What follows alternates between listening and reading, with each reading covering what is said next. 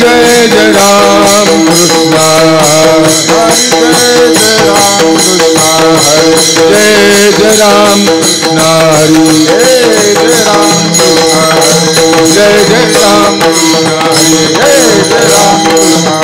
कृष्ण हरि जय जय राम कृष्ण हरि जय जय राम कृष्ण हरि जय जय राम कृष्ण हरि जय जय राम कृष्ण हरि पाहतालोचन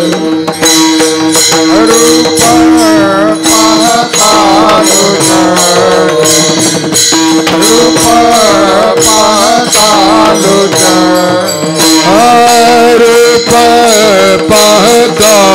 पाहतालोचनी रूप पाहता लोचनी रूप पाहता लोचनी रूप पाहता लोचनी सुख झाले साजनी सुख झाले साजनी तोहा विठ्ठल तोहा विठ्ठल बर में आचरती कर में आचरती कर में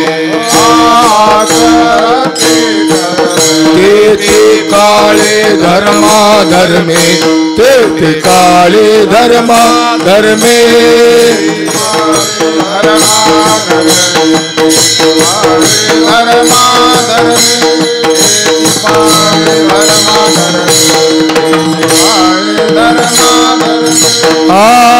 आचरती कर में आचरती कर में आचरती तेते काले धर्मा धर्मे तेते काले धर्मा धर्मे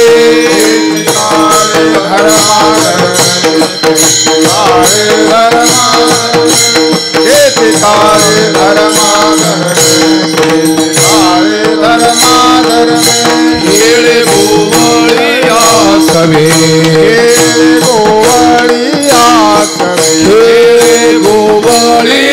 सवे गोवलिया करी तिथे त्यांचे सहावे करी तिथे त्यांचे सहावे करी त्यांचे सहावे करी त्यांचे सहावे करी त्यांचे सहावे करी त्यांचे सहावे यज्ञ मुखे घास यज्ञ मुखे घास यज्ञ मुखे घास यज्ञ मुखे घास मंत्र पूजेसी उदास मंत्र पूजेसी उदास मंत्र पूजेसी उदास मंत्र पूजेसी उदास मंत्र पूजेसी उदास मंत्र पूजेसी उदास खेळे गोवलिया सवे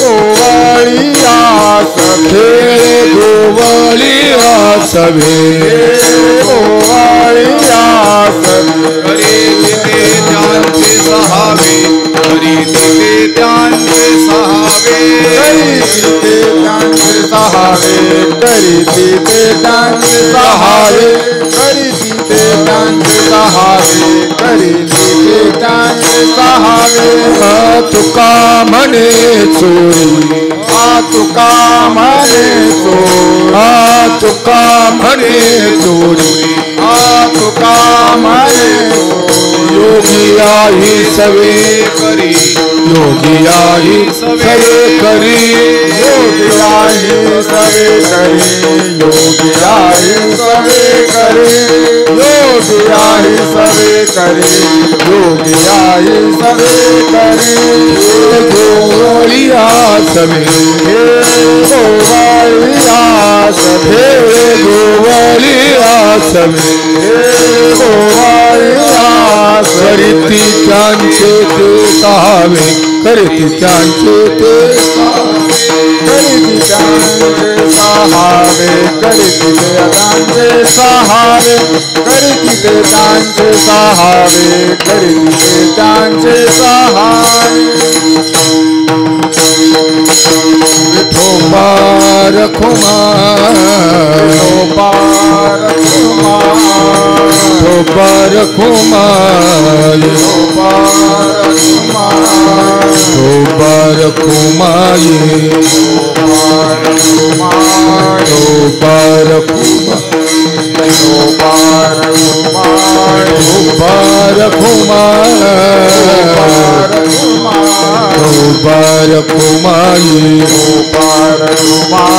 विठोबा रखुमा विठोबा रखुमाई विठोबा रखुमाई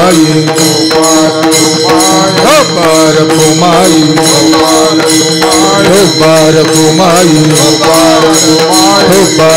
रखुमाई विठोबा रखुमाई विठोबा रखुमाई विठोबा रखुमाई विठोबा रखुमाई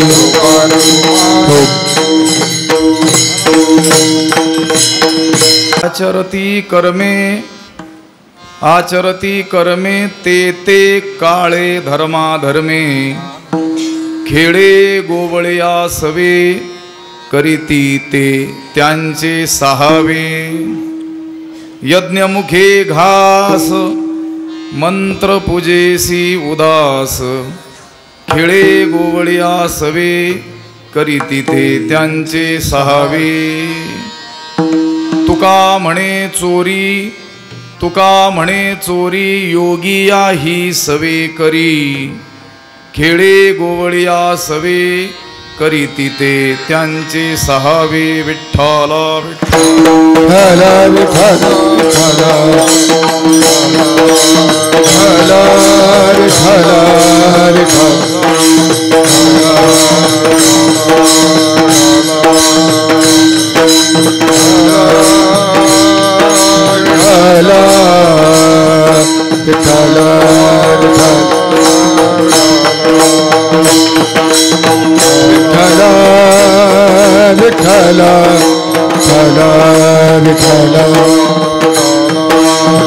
विठ्ठला विठ्ठला विठ्ठला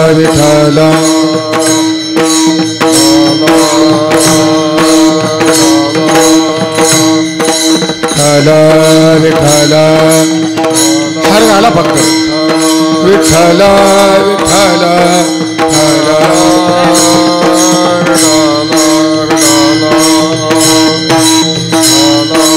विठ्ठला विठ्ठला विठ्ठला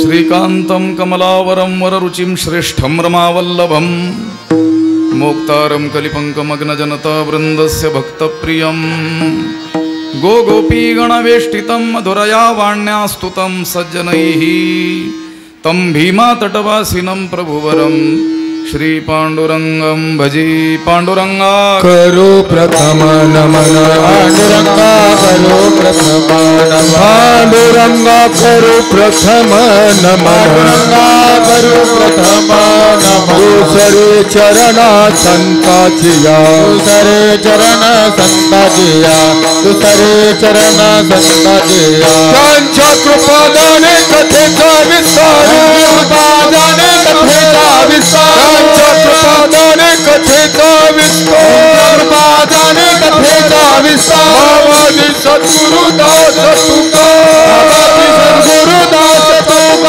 बाबाजी सद्गुरुदास तुका नमामि सद्गुरुं शान्तं सच्चिदानंद विग्रहं पूर्ण ब्रह्म परानंद मीशमालंदी वल्लभम ओम नमो ज्ञानेश्वरा करुणाकरा दयाळा तुमचा अनुग्रह लाधलो पावन झालो चराचरी नमो सद्गुरु तुकया ज्ञानदीपा नमो सद्गुरु सच्चिदानंद रूपा नमो सद्गुरु भक्त कल्याण मूर्ती नमो सद्गुरु भास्करा पूर्ण कीर्ती अखंड मंडलाकारं व्याप्तं येन चराचरं तत्पदं दर्शितं येन तस्मै श्री गुरवे नमः जयांची केली स्मरण होय सकळ विद्यांचे अधिकरण तेची बंधू श्रीचरण श्री गुरूंचे ते नमस्कारोनी आता आचरती कर्मे ते काळे धर्माधर्मे खेळे गोवळिया सवे करीती ते त्यांचे सहावे प्राप्तस्थळी कीर्तनरूपी सेवेकरिता उपस्थित केलेला हा अभंग जगद्गुरु संतश्रेष्ठ वैराग्य शिरोमणी श्री तुकाराम महाराज यांचा काला या प्रकरणातील 4 चरणांचा असून या अभंगद्वारे जगद्गुरु तुकाराम महाराज हे अन्य साधनांच्या तुलनेमध्ये भक्ती आणि भाव हा कसा श्रेष्ठ आहे हे सांगतात. विठ्ठल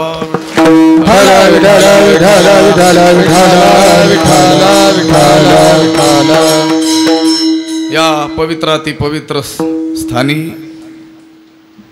परंपरेनं चालत आलेला हा अखंड हरिनाम सप्ताह या सप्ताहाचं हे 67वं वर्ष वैकुंठवासी गुरुवर्य बन्सी बाबांनी आरंभलेला आणि त्यांच्याच पुण्याईनं त्यांच्याच कृपेनं त्यांच्याच प्रेरणेनं पुढे पुढे चालत असलेला हा सप्ताह आहे. याला प्राचीनता तर आहेच पण केवळ हा 67 वर्षे चालत आलाय एवढा काळ दीर्घकाळ याला लोटलाय म्हणून याचं महत्त्व अधिक आहे असं नाही तर परंपरेचे जे काही नियम असतील त्या सर्व नियमांना घेऊन हा सप्ताह पुढे पुढे जातो आहे. अनेक ठिकाणी आपण पाहतो 100 वर्षे झालेलेही सप्ताह आहेत. आम्ही देखील त्या भास्करांच्या फडावर 125 126व्या वर्षाचे काले देखील केलेले आहेत. अनेक ठिकाणी आहेत. शतकं उलटलेली अनेक सप्ताह आपल्याला आढळतील.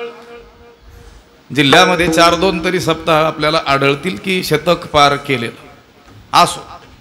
त्या दृष्टीनं केवळ हा जुना सप्ताह आहे म्हणून याच्याकडे पाहिलं जात नाही तर बन्सीबाबांनी घालून दिलेले नियम तंतोतंतपणे पालन करत निष्कामतेनं भजनाची परंपरा पुढे चालवणारा सप्ताह आहे. विठ्ठल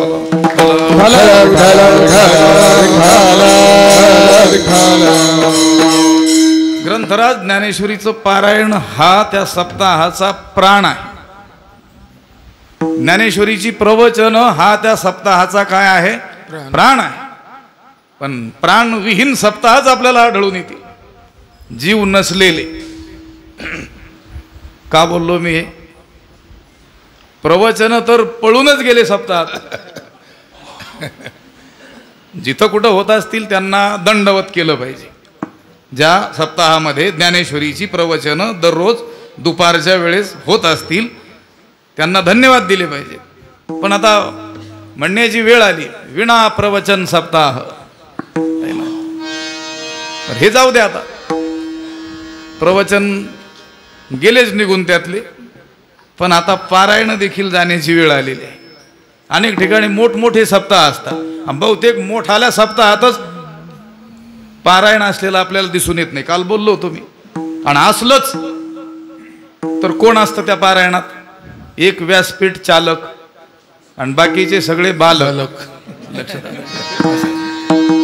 तो वेगानं वाचत असतो ताशी 500 700 800 ओव्यांचे आणि बाकीची ते सापडवत असतात कुठे गेली ओवी.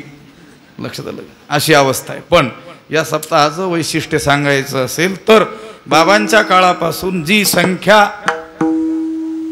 केवळ संख्यात्मकच नव्हे तर गुणात्मक दृष्टीनंही हा सप्ताह वाटचाल करताना आपल्याला दिसतो. किती वाचक होते इथं. आतमध्ये तर जागाच मिळाली नाही अनेकांना. त्या बाहेर ओवरीमध्ये बसावं लागलं. लक्षात आलं? आणि पुढच्या वर्षी त्या ओवऱ्या देखील पुरणार नाहीत. लक्षात ठेवा. काय करावं लागेल आपल्याला? बाहेर मंडप द्यावा लागेल. विठ्ठला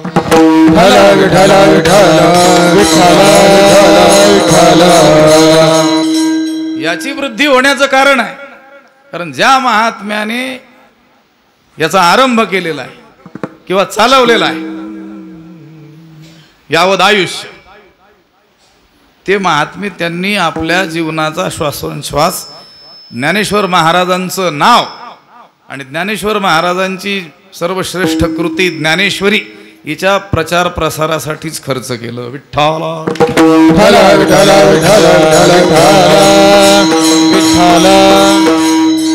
तसं काही नवीन लोकांना त्यांनी करायचं काही ठेवलेलंच नाही. फक्त त्यांच्या मार्गाने चालणं हे मात्र आपल्याला करायचं आहे आणि त्यांना अपेक्षित तसं चाललं. लक्षात आलं? नाहीतर आम्ही त्यांचं अनुसरण करतो आहोत असं केवळ म्हणायचं आणि मनाला वाटेल तसंच करायचं. ते टिकत नाही. विठ्ठला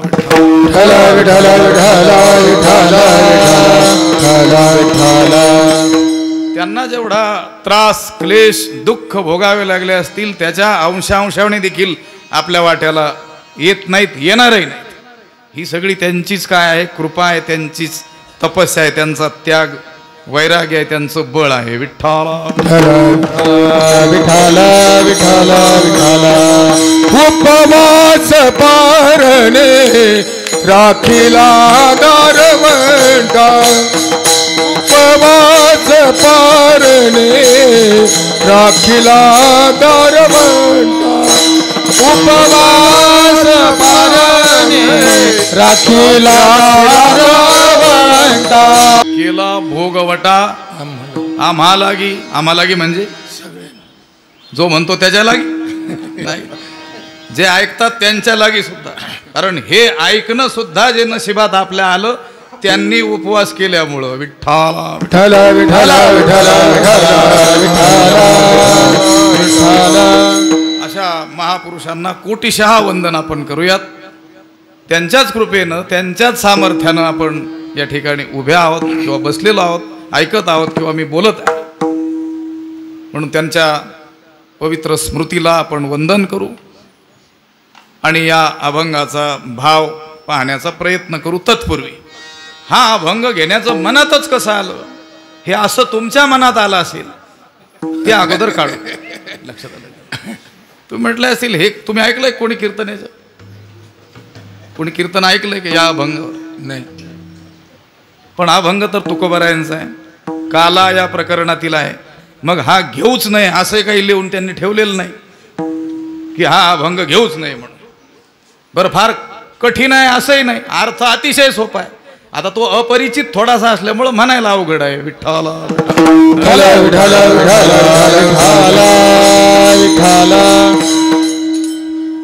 जाणून बुजून हा अपरिचित अभंग घेतला असं नाही, त्याचं एक कारण घडलं ते सांग.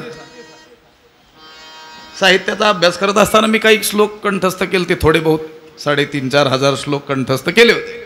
आणि नंतर ज्यावेळेस संत साहित्याचा अभ्यास करायला लागलो त्यावेळेस त्या श्लोकासारखाच अर्थ ज्या ज्या अभंगात आहे ते अभंग माझ्या दृष्टीस पडले. आमचं थोडंसं जरा उलट घडलेलं आहे. लोक संत साहित्याचा आधी अभ्यास करतात संत वाङ्मयाचा आणि मग त्याच्यावर बोलण्याकरिता या अभंगासारखा श्लोक कुठे आहे का याचा काय करतात, शोध घेतात. नशिबानं सापडतो कधी कधी. आम्ही त्या अगोदर श्लोक पाठ केले त्या अभ्यासाच्या काळात. हा जो अभंग आहे याचा जो अर्थ आहे तंतोतंत ज्या श्लोकाचा अर्थ आहे तो श्लोक मी फार पूर्वी पाठ केलेला होता. नंतर ज्यावेळेस गाथेचं पारायण करताना हे प्रकरण समोर आलो, हा अभंग समोर आला आणि असं वाटलं की अरे आपण जो पाठ केलेला श्लोक होता त्याची छाया जणू काही या अभंगावर दिसते. म्हणून मग समन्वयात्मक विचार करून 1-2 वेळेस त्याच्यावर काय केली होती, कीर्तनं काल्याच्या प्रसंगी केली होती. बिल्वमंगल नावाचे एक संत आहेत आणि त्यांचा श्रीकृष्ण करणामृत या नावाचा प्रसिद्ध ग्रंथ आहे. संस्कृत जगतामध्ये काव्याच्या साहित्याच्या क्षेत्रामध्ये मोठा मान्यता पावलेला ग्रंथ आहे. श्रीकृष्ण करणामृत त्याचे कर्ते बिल्वमंगल संत आहेत. त्याच्यामध्ये आलेला एक श्लोक आहे, तो श्लोक आपल्याला सांगतो, त्याचा सरळ अर्थ सांगतो. मग तुमच्या लक्षात येईल की त्या श्लोकाचा आणि या अभंगाचा काय आहे, जवळचा संबंध आहे. गोपालाजिर कर्दमे विहरसे विप्राध्वरे लज्जसे ब्रूषे गोकुल हुंकृतै स्तुतिशतैर मौनं विधत्से विदाम दास्यं गोकुल पुंश्चलीषु कुरुषे स्वाम्यं न दान्तात्मसु ज्ञातं कृष्ण तवांघ्रि पंकजयुगं प्रेमैकलभ्यं परं विठ्ठला विठ्ठल विठ्ठल विठ्ठल विठ्ठल विठ्ठल विठ्ठल. श्लोकाचा सरळ अर्थ आपल्याला सांगतो. तो भक्त देवाला म्हणतोय, देवा हे श्रीकृष्णा तू कसा आहेस.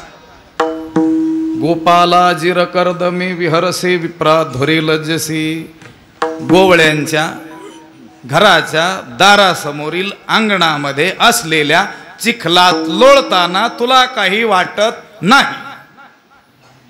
पण विप्राध्वरे लज्जसे, पण विप्र ब्राह्मण मंडळी त्यांचे अध्वर मोठमोठे राजवाडे, तिथे जायला मात्र तुला काय लाज वाटते का. लक्षात घ्या बरं, 2 टोक आहेत. सामान्य गोवळ्यांच्या दारामध्ये असलेल्या चिखलात, कर्दम म्हणजे चिखल, त्याच्यात लोळताना तुला काही वाटत नाही. आणि मोठमोठे याज्ञिक त्यांचे मोठमोठे राजवाडे, मोठमोठे प्रासाद, अगदी स्वच्छ चकाचक सगळं, जिथं धुळीचा पत्ता नाही. थोडी धूळ बसली की लगेच साफसफाई करायला कर्मचारी आहेत, तिथं मात्र जायला काय तुला लाज वाटते का. ब्रूषे गोकुल हुंकृतैः स्तुतिशतैर मौनं विधत्से विदाम. आणि हे देवा तू ज्या वेळेस गाया घेऊन चारण्याच्या उद्देशानं रानात जातोस त्यावेळेस त्या ज्या गाया आहेत किंवा ती जी बछडे आहेत ते तुझ्याशी बोलण्याचा काय करतात, प्रयत्न करतात. आपण शेतकरी मंडळी आहोत की नाही सगळेजण. आपल्या घरातील गायी, ती वासरं, आपण त्यांना जीव लावला की ते सुद्धा आपल्याशी संवाद साधण्याचा काय करतात, प्रयत्न करतात. ठीक आहे, आपल्या वाणीत त्यांना बोलता येत नाही आपल्यासारखं, पण ते काहीतरी सांगण्याचा काय करत असतात, प्रयत्न करत असतात. हे देवा ती वासरं, त्या गाया तुझ्याशी बोलण्याचा प्रयत्न करतात, त्यावेळेस तू त्यांच्याशी बोलतोस. ब्रूषे, तू बोलतोस कशाला, हुंकृतैः, ते कसे करतात, एवढंच करतात, पण त्यांचं अंतर जाणून तू त्यांच्याशी काय करतोस, बोलतोस.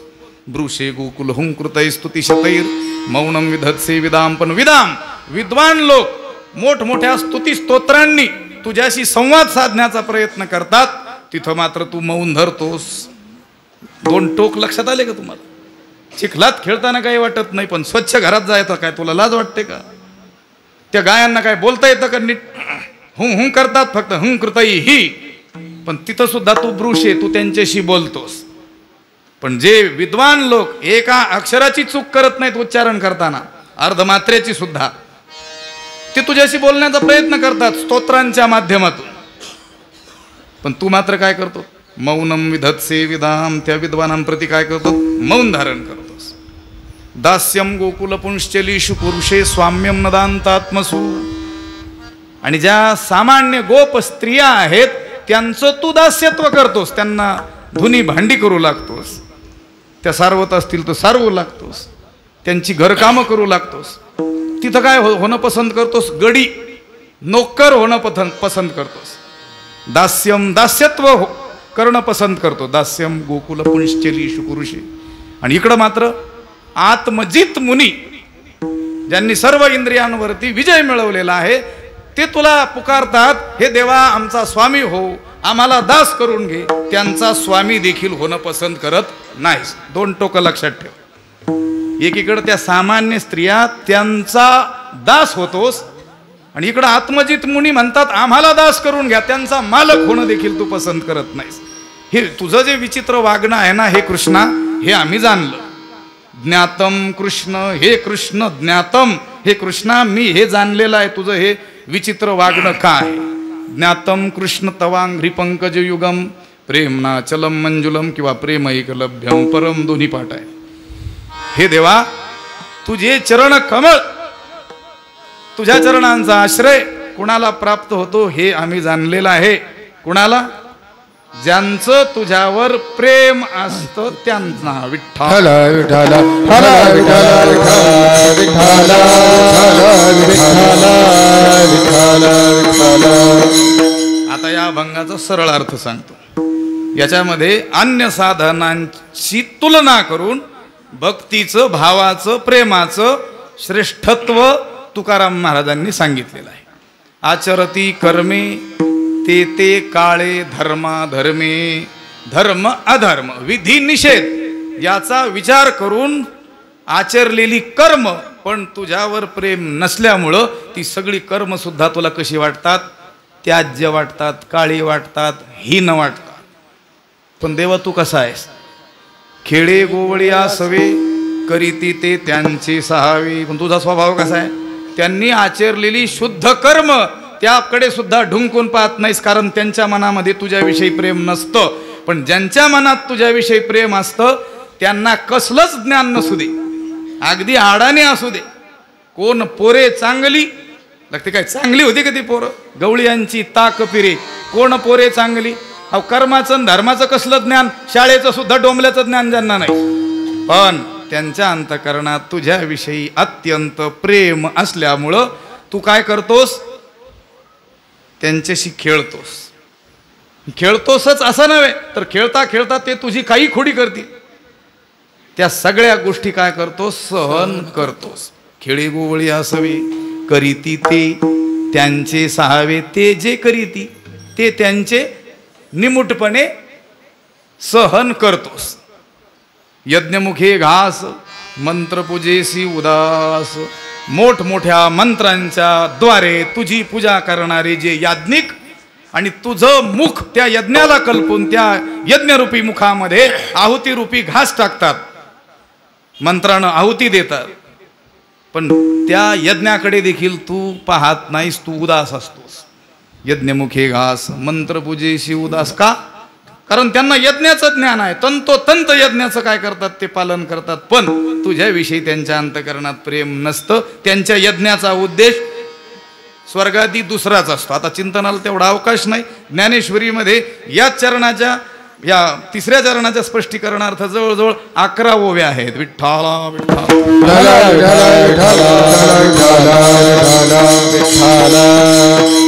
तुला त्या यज्ञाधिकाशी काही देणं घेणं नाही. तू फक्त काय पाहतोस? अंतर पाहतोस. आता त्या गोवळ्यांना यज्ञाचं काही ज्ञान आहे का हो? कसा यज्ञ असतो, कसा करायचा असतो, कुणाच्या माध्यमातून करायचो, काय हवीर द्रव्य त्यामध्ये असावं लागतं, काही ज्ञान नाही त्यांना. पण त्यांच्या अंतरात मात्र देवाविषयी काय आहे? प्रचंड प्रेम आहे. म्हणून खेळी गोवळी असावी करीती ते त्यांचे सहावे. म्हटले जाऊ द्या, ते कर्मठ असतील, याज्ञिक असतील, पण योगी जंतर यांच्यापेक्षा खडतर तपस्या करतात ना. तुकोबाराय म्हणतात त्या योग्यांना सुद्धा देव काय करतो? हुलकावणी देतो. योगियांची ही मानसे उमरडोनी जाय. ज्ञानोबाराय ज्ञानेश्वरी लक्षात आलं? नाही नाही, मी आता सरळ अर्थ सांगतोय, स्पष्टीकरणात बघू. विठ्ठला विठ्ठला विठ्ठला विठ्ठला विठ्ठला. हे चरण स्पष्ट करणं गरजेचं आहे, नाही तर याचा अर्थ असा करतील लोक, देव योग्यांना घेऊन चोऱ्या करायला गेला. विठ्ठला विठ्ठला विठ्ठला विठ्ठला. योगी याही सवे करी, याचा अर्थ त्या योग्यांना सुद्धा हुलकावणी देतो. चोर जसं चोरी करताना कळू देतात का? पूर्वीचे प्रामाणिक चोर होते, लक्षात आलं? ते येतानाच तोफा घेऊन यायचे. लक्षात आलं का? आणि ते आले की काय वाजवायच्या? तोफा पेशीत आम्ही आलोत, आणि मग चोरी करायची. घुलेबाबांनी सांगितलं होतं, श्री गुरु घुलेबाबांनी मामासाहेबांचं वचन, की मामासाहेब म्हणायचे कीर्तनात विनोद करूच नये, कीर्तनकाराने कीर्तनात विनोद करूच नये, पण करण्याचा प्रसंग आलाच तर तो फक्त बुद्धिमानांना कळणारा करावा. विठ्ठला विठ्ठला विठ्ठला. त्याच्यातून काय होईल? त्याच्यातून हे कळेल की ऐकणारे किती बुद्धिमान आहेत. कारण आम्ही बऱ्याच वेळेस विनोद करून जातो, नंतर हसतात लोक 2 मिनिटांनी. असं आहे. काही तर महाभाग कीर्तन संपल्यानंतर हसताना दिसले. लक्षात आलं का? म्हटले ते कीर्तनात काय सांगितलं होतं ते आता आठवलं, बरं पुढच्या जन्मात नाही आठवलं. लक्षात. आम्ही तर गमतीनं म्हणत असतो, हे वेडे लोक आहेत ना, ज्यांना वेडं म्हणतो ते हसतच असतात, काही नाही घडलं तरी. रस्त्याने वेडे लोक आपल्याला दिसतात. म्हटलं ते वेडे नाहीत, मागच्या जन्मात कदाचित आमचं कीर्तन ऐकलं असावं. विठ्ठल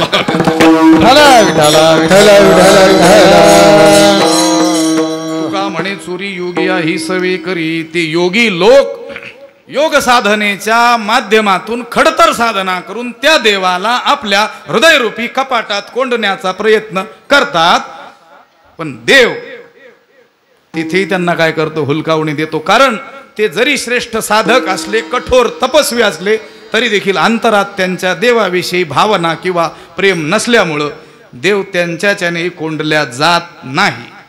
आणि हे जे गोवळी जे आहेत त्यांना कसलं योगन तपस्यान, कसली साधना, यम नियमन काहीच ठाऊक नाही, पण अंतकरणात देवाविषयी अत्युच्च प्रेम असल्यामुळं देव त्यांच्याशी खेळतो. खेळण्याकरिता त्यांच्या साम्यतेचा होतो, त्यांच्या बरोबरीचा होतो, त्यांच्याशी खेळतो. आणि खेळतोच असं नव्हे तर ते जे काही करतील ते सहन करतो, असा या अभंगाचा अर्थ आहे. आता किती चरण होतील ती बघू. विठ्ठल विठ्ठल विठ्ठल विठ्ठल विठ्ठल विठ्ठल. या अभंगातून तुकोबारायांनी भावाचं महत्व सांगितलेलं आहे, भक्तिभावाचं महत्व सांगितलं. अनेक अभंगातून भक्तिभावाचं महत्व सांगितलेलं आहे, अनेक ठिकाणी सांगितलेलं आहे. अनेक ठिकाणी स्वतंत्रतेनं भावाचं महत्व सांगतात आणि अनेक ठिकाणी तुलनात्मक सांगतात.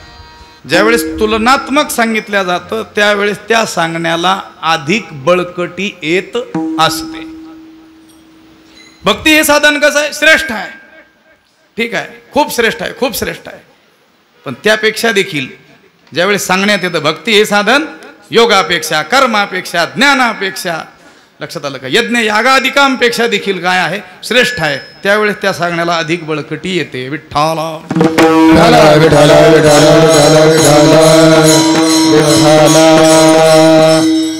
भगवत प्राप्तीची नाना साधनं आपल्या शास्त्राने कृपाळूपणे आपल्याला सांगितलेली आहे.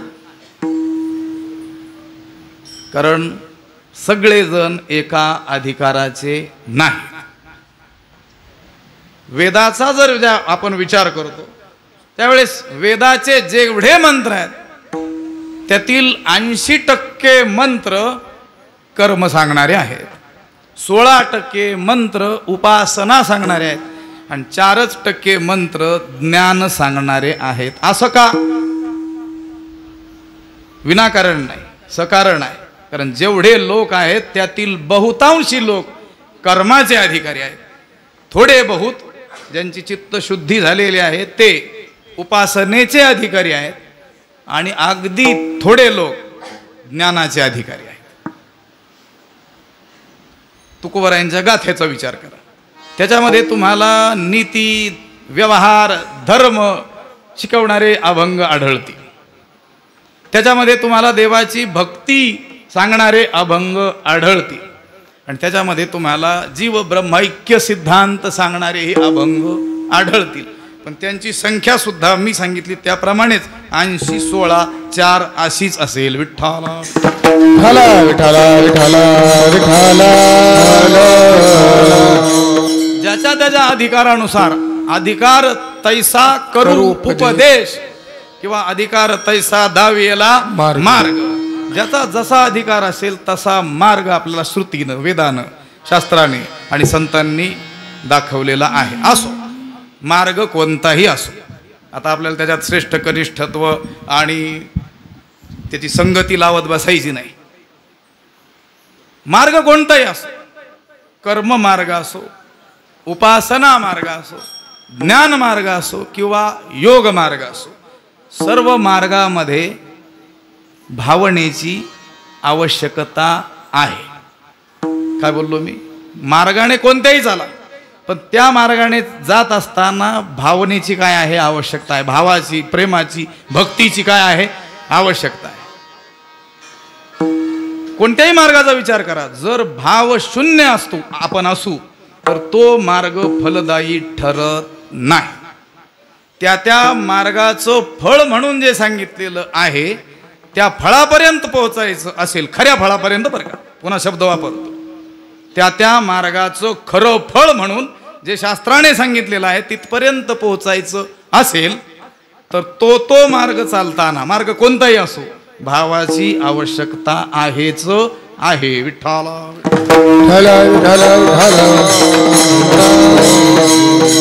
सगळ्यात श्रेष्ठ म्हणून सांगितलेला ज्ञान मार्ग सुद्धा भावाशिवाय व्यर्थ आहे. भावे विना देव, भावे विना देव, न कळेली संदेह, न कळेली संदेह, न कळेली संदेह. भावे विना देव, अनुभव कैसा कळे, अविना अनुभव कैसा कळे. गुरुविना अनुभव कैसा कळे, गुरुविना अनुभव कैसा कळे, गुरुविना अनुभव कैसा कळे. हरि मोखे मना, हरि मोखे मना, हरि मोखे मना, हरि मोखे मना, हरि मोखे मना, हरि मोखे मना.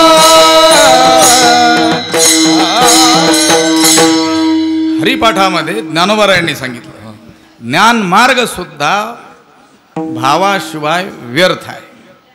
भावे विन देव न कळे, निसंदेह. भावना जर नसेल तर त्या ज्ञानमार्गी साधकाला सुद्धा देवाचं निसंशय ज्ञान होणार नाही. ज्ञान होईल पण त्याच्यात संशय राहील, त्याच्यात संदेह राहील, काहीतरी शंकेची पाल चुकल्याशिवाय राहणार नाही. भावनेशिवाय ज्ञान मार्ग व्यर्थ आहे. तमेव विदित्वा अतिमृत्युमिती नान्यपंथा विद्यते अयनाय. वेदानं सांगितलं त्या देवाला जाणूनच मनुष्य ह्या जन्म मृत्यू रूप संसार सागराच्या पैल तीराला जाऊ शकतो. अयनाय अन्य पंथा न विद्यते, याच्यासाठी दुसरा मार्गच नाही. ठीक आहे, त्याला जाणूनच म्हणजे त्या देवाचं ज्ञान होईल तेव्हा. देवाचं ज्ञान होणं म्हणजे काय? देव कळणं, कसा जसा आहे तसा कळणं, त्याला म्हणतात ज्ञान. आणि भाव नसेल तर भावे विन देव न कळे, निसंदेह. हे याच्यात शंकाच नाही. दोन अर्थ होतील त्याचे, जाऊ द्या किती सांगत बसले त्या चरणाचे. एवढंच घ्यायचं की भावना नसेल तर त्या ज्ञानाला सुद्धा, त्या ज्ञान मार्गाचा उपयोग होत नाही. विठ्ठल विठ्ठल विठ्ठल विठ्ठल विठ्ठल. बरं, आता त्या ज्ञानाचा अधिकार येण्याकरिता अगोदर चित्तस्थैर्य आणि चित्तशुद्धी व्हावी लागते. तैसे मोक्ष देईल ज्ञान, एथ कीर नाही आन. परितेची थारे ऐसे मन शुद्ध होवावे. ते मन शुद्ध व्हावं लागेल, स्थिर व्हावं लागेल. ते शुद्ध होईल कर्माने, स्थिर होईल भक्तीने, उपासनेने. नाम घेता मन निवे, जिभे अमृतची स्रवे, होता ती बरवे. ऐसे शकून लाभाचे. नाम घेता मन निवे, मन स्थिर होतं, त्याची चंचलता ते त्यागतं. कशाने? भक्तीने. तो भक्ती मार्ग सुद्धा भावा वाचून व्यर्थ आहे. विठ्ठला विठ्ठला विठ्ठला विठ्ठला विठ्ठला विठ्ठला. भावे विन भक्ती भक्ती विन मुक्ती बळे विन शक्ती बोलू नये. भावा वाचून ती भक्ती सुद्धा काय आहे, व्यर्थ आहे. व्यर्थ ती केवळ एक क्रिया ठरेल. लक्षात आलं का? ती भक्ती काय ठरेल, फक्त एक क्रिया, एक कर्मकांड ठरेल. हा, नियावे हृदया आतोते. भाव जर असेल तर ती अक्षर हृदयापर्यंत घेऊन जाता येतात. विठ्ठला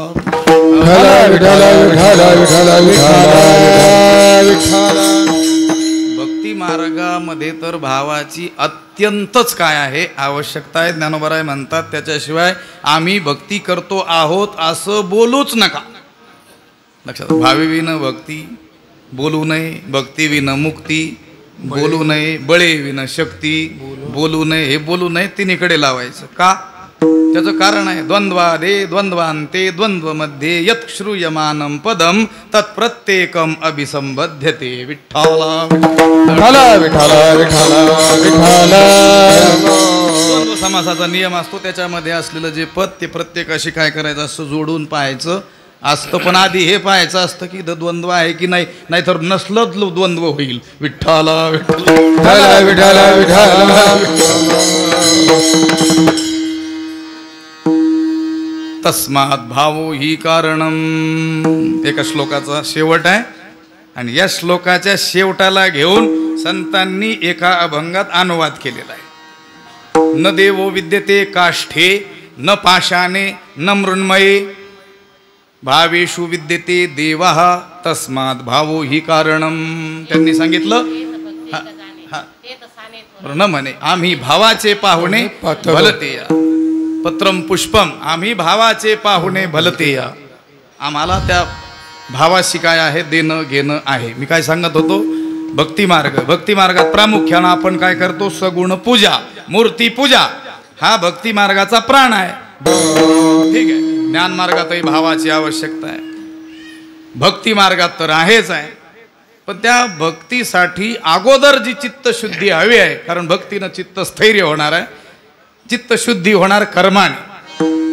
चित्तसे शुद्धये कर्म न तू वस्तुपलब्धये. शास्त्राने सांगितलं कर्म फक्त चित्तशुद्धीलाच काय आहे, हेतू आहे. मनशुद्धीच्या मार्गी जय विजय व्हावे वेगी तै कर्म सबळा लागी आळसू न कीजे. जर आपलं मन शुद्ध व्हावं असं वाटत असेल तर सबळ असलेलं जे कर्म ते करण्यामध्ये आळस करू नकोस. त्या अर्जुनाला देखील देवाने काय म्हटलं, कर्मण्येवाधिकार असते. हे अर्जुना ते तव अधिकार हा कर्मणी एव असते. कर्मातच तुझा काय आहे, अधिकार आहे. त्या कर्म मार्गामध्ये सुद्धा काय आहे, भावनेची अत्यंत आवश्यकता आहे. कर्माचा विचार ज्यामध्ये केलेला आहे ते पूर्वमीमांसा शास्त्र सगळ्यात अवघड शास्त्र.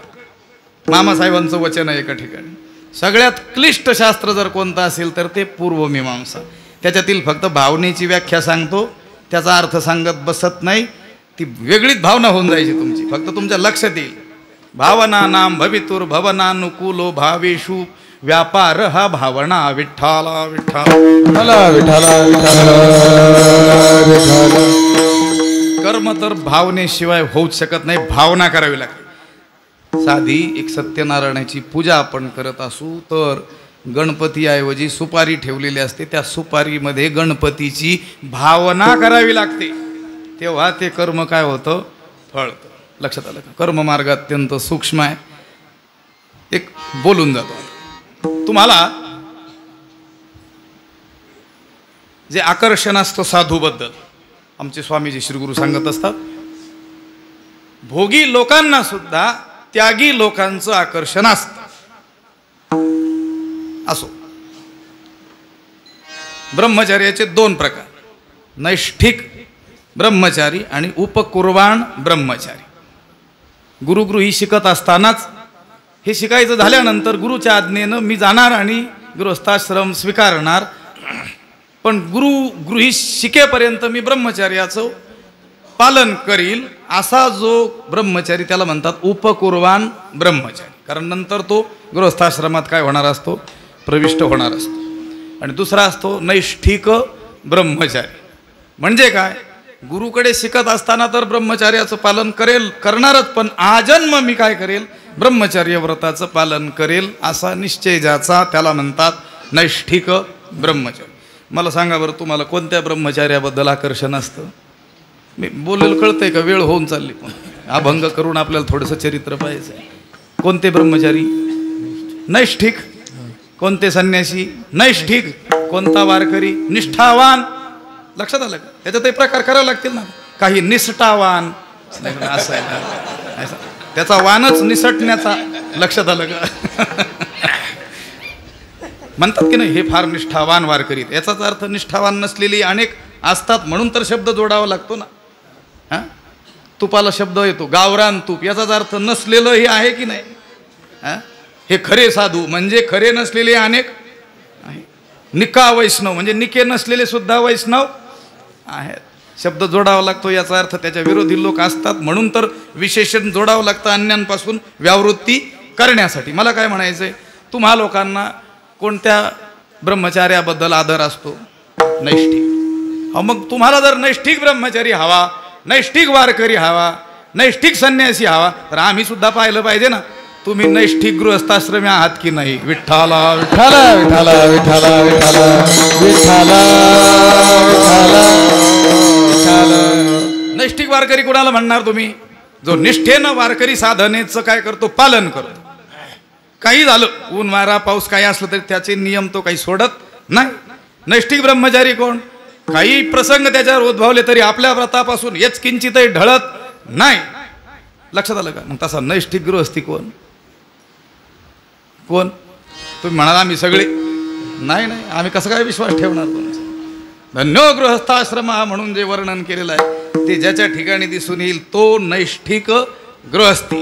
गृहस्थाश्रमाचे जे काही नियम सांगितलेले आहेत ते सगळे जो पालन करतो तो नैष्ठिक गृहस्थी. मला काय सांगायचं, असे लोक फारसे आढळणार नाहीत की पूर्णपणे त्या आश्रमाच्या नियमांचं काय करतील, पालन करतील. पण लगेचच नाहीतच असंही नाही. कोणीतरी लोक या जगामध्ये आहेत की जे कर्ममार्गाचं सूक्ष्मतेनं काय करतात, आचरण करतात. फार सूक्ष्म आहे कर्ममार्ग. त्या संध्येच्या वेळी आचमन करण्याकरिता जे पाणी घ्यायचं असतं तळ हातावर, ते उडीद बुडेल एवढंच घ्यायचं असतं. किती? उडीद. म्हटले जास्त झालं आणि कमी झालं तर म्हटले दोष लागतो. लागेल थोडा बहुत. नाही, किती लागतो? किती लागतो? मद्यपानाचा नाहीतर मग ब्रह्महत्येचा काय लागतो? दोष लागतो. न्यून अधिक झालं तर एवढं सूक्ष्म आहे कर्म. अकर्मा काय लक्षण? हे ऐसे विचारिता विचक्षण गुंफोनी ठेले. कोण? विचक्षण. आपली गोष्टच नाही, जे गुंतलेले नव्हते त्या विचार चक्रात ते सुद्धा याचा विचार करता करता वेडे झाले. लक्षात आलं का? आपण अगोदरच असल्यामुळं कळतच नाही काय. लक्षात आपला विचारच नसतो याच्यात. वाङ्मयामध्ये आपलं वर्णन करायला ते काय बसलेले नाही. आपलं वर्णन केलं तर 9033 नाही 99,000 ओव्या लिहावे लागले असते त्या नंबर आहे. आपला विचार नाही आहे त्याच्यामध्ये. लक्षात आलं का? आपल्या उद्धाराचा विचार असो. एवढा कर्ममार्ग सूक्ष्म असला तरी सुद्धा त्याचं ही तंतोतंत पालन करणारे लोक या जगामध्ये आहेत. लक्षात आलं? पण एवढं कर्म सूक्ष्मतेने पालन करून सुद्धा त्यांना, ज्याला सर्व सुखरूपता म्हणतात, ती काही प्राप्त झालेली दिसत नाही. का बरं? एवढं जर सूक्ष्मतेने पालन करतात, थोडं देखील न्यूनाधिक होऊ देत नाहीत. हे काय सोपं आहे का? आपण करून पहा. ती एकच पूजा करतो कधीतरी आपण. लक्षात आलं का? त्याच्यात त्या ब्राह्मणाला पुन्हा मंत्र म्हणावा लागतो. याच्यात काही न्यूनाधिक झाला असेल तर यांना क्षमा कर. एकदाच करायची असते वर्षात. त्याच्यात न्यूनाधिकच असतं सगळं.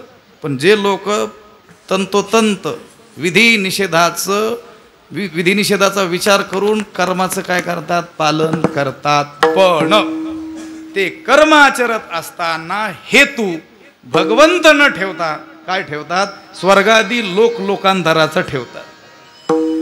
म्हणती संसारी जन्मीजे यज्ञाधिक कर्म कीजे मग स्वर्ग सुख भोगीजे मनोहर. त्याच्या अगोदर उभी आहे हे काही मनानं नाही सांगत ते की संसारात जन्माला यावं, यज्ञाधिक कर्म करावे आणि मनोहर असं स्वर्गसुख भोगावं. ते म्हटलं आम्ही मनानं नाही बोलत. आधार देऊन बोलतात ते. कशाचा? वेदाधारी बोलती. पुढं केवळ कर्म प्रतिष्ठिती परी कर्मफळी आसक्ती धरोनिया. त्या कर्माचं फळ म्हणून स्थूल रीतीनं वर्णन केलेली जी स्वर्गसुख त्याच्यावर नजर ठेवून ते कर्म करतात. खरी तर गोष्ट अशी आहे की कर्माचं फळ सुद्धा परमात्माच, त्या भक्तीचं फळही परमात्मा, त्या योगाचं फळही खरं फळ बरं का, पुन्हा शब्द सांगतो, परमात्माच आहे. त्या ज्ञानाचंही खरं फळ परमात्माच आहे. पण हे लोक त्या श्रुतीनं अगदी अकर्मण्य असलेल्या माणसाला कर्मप्रवण करण्याकरिता स्वर्गादी लोकांतराचं प्रलोभन ठेवलेलं आहे. श्रुतीत्रया ते जाणती यज्ञ करीती. त्या मुख्य असलेल्या उद्दिष्ट असलेल्या भगवंताला चुकून काय करतात? स्वर्गाचंच वरण करतात. वरण करतात म्हणजे स्वीकारतात. वरण म्हणताल ते वरण खाली चालू आहे ते नाही, लक्षात आलं का? वरण म्हणजे वर्णे, वर्णे शब्दाचा अर्थ स्वीकारणे, ग्रहण करणे. लक्षात आलं का? एवढं तंतोतंत ते कर्माचं पालन करतात. वेदाचा आधार देऊन बोलतात. वेदाधारी बोलती केवळ कर्म प्रतिष्ठिती. वेदाचा आधार देतात, म्हणतात वेदामध्ये कर्म करायचं सांगितलेलं आहे. कुठं सांगितलं सांगा? सांगतो. कुर्वन्नेवे हे कर्माणी जी जी विषय छदगुण समाहा एवं तो नान्यथे तोस्ती न कर्म लिप्यते नरे. ईशावास्य उपनिषदाचा दुसरा मंत्र आहे. कुर्वन्नेवे हे कर्माणी जी जी विषय छतगुण समाहा. ते म्हणतात माणसानं कर्म करत करत करत 100 वर्षे जगण्याची काय करावी? इच्छा करावी. बघा वेदात सांगितलंय की नाही? केवळ कर्म प्रतिष्ठिती. आणि कर्माचं काय करतात? तंतोतंत आचरण करतात. जे आचरण आपल्याच्याने होणं शक्य नाही, पण त्याचा उद्देश भगवंत न ठेवता स्वर्गादी लोकांतर ठेवतात. म्हणून भगवंताच्या दृष्टीनं ती सगळी कर्मे काय आहेत? काळी आहेत, त्याज्य आहेत, हीन आहेत, टाकाऊ आहेत. ते लोक कर्मठ लोक कर्माचं काय करतात? आचरण करतात, तंतोतंत करतात, शास्त्रात जसं सांगितलं तसं करतात, धर्माधर्मे विधिनिषेधाचा विचार करून करतात. पण परी एकची कुडे करीती जे स्वर्ग कामू मनी धरीती. यज्ञ पुरुषा चुकती भोगता. जो भोगता असलेला तो यज्ञ नारायण, त्याला बाजूला करून स्वर्गाची काय करतात? निवड करतात. हे एकच चुकतं ज्ञानोबा राय म्हणतात. लक्षात आलं? आणि चुका काय फार व्हाव्या लागतात असं काही नाही. माणसाच्या तपस्येचा नाश होण्याकरिता हजारो चुका कराव्या लागतात असं नाही. एक चूक सुद्धा काय असते? पुरेशी असते. हे कर्मठ लोक काहीच चुकत नाही, तंतोतंत कर्म आचरतात. पण देखे कामना अभिभूत होऊनी कर्मे आचरत. पुढे कामना अभिभूत होऊन कर्माचं काय करतात? आचरण करतात. त्यांनी तेच कर्म जर भगवत प्रित्यर्थ आचरलं असतं तर भगवंत त्यांच्या समोर उभा राहिला असता. पण यज्ञ पुरुषा चुकती भोगता. जो त्याच्याकडं न जाता त्या कर्माच्या बदल्यात ते स्वर्गादी लोकांतराची अपेक्षा ठेवतात. म्हणून देव त्यांच्या त्या कर्माकडे ढुंकून देखील पाहत नाही. जोळी देत असे गाठी. लक्षात आलं? दैन्याची करू. लक्षात आलं का? तू बसलाय कुठं? कल्पतरूच्या झाडाखाली. काय करतोय? फाटक्या झोळीला काय करतोय? गाठ मारतोय. कशासाठी? त्या झोळीमध्ये कोणी भिक्षा दिली तर ती गळून जाऊ नये म्हणून. लक्षात आलं का? आणि तिथून उठून कुठे निघालाय? भिक्षाटनाला. लक्षात आलं का? का? दुर्दैवी आहे म्हणून. लक्षात आलं का? निदैवी, दुर्दैवी, अभागी, करंटा. ते कोणासाठी सांगितलंय? त्या भिकाऱ्यासाठी नाही सांगितलं. भिकाऱ्यासाठीच सांगितलंय, त्या भिकाऱ्यासाठी नाही सांगितलं. लक्षात आलं? आहेत कुठं? महाराष्ट्रात. आहेत कुठं? नेवासा क्षेत्रात. आहेत कुठं? पैस खांबाच्या जवळ. आणि चाललेत कुठं? जिथं जातात तिथं. काय म्हणावं? यांचं दुर्दैव म्हणाव की त्यांचं भाग्य विठ्ठल विठ्ठल